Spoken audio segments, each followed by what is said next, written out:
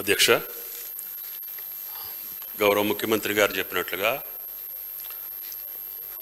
ఈ సంతాప తీర్మానం పెట్టడం అనేది దురదృష్టం.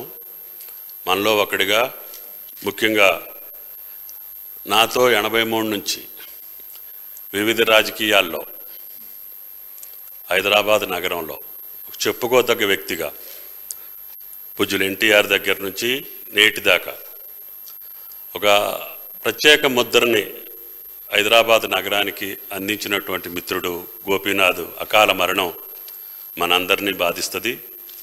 సిట్టింగ్ సభ్యుడిగా చనిపోవటం అత్యంత బాధాకరం. అయినా సరే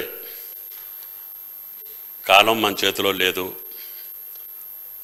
ఆయన నిలబడ్డటువంటి జూబిలీ హిల్స్ బాధ్యత ఈనాటి ప్రభుత్వం మీద, ముఖ్యమంత్రి మీద, అదేవిధంగా మా ప్రభుత్వం మీద ఉంది.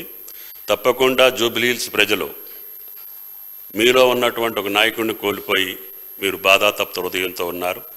మీ కార్యక్రమాలు, మీ అభివృద్ధి తప్పకుండా చూసి ఆయన అనుకున్నటువంటి జూబిలీ హిల్స్ని సంపూర్ణంగా అభివృద్ధి చేసే బాధ్యతని మా ప్రభుత్వ పరంగా మేము తీసుకొని ఆయన కుటుంబానికి సానుభూతిని తెలియజేస్తూ ఆయన సంతాపాన్ని, ఈ తీర్మానాన్ని సమర్థిస్తూ ఆయన ఆత్మకు శాంతి చేకూరాలని భగవంతుని కోరుకుంటున్నాను.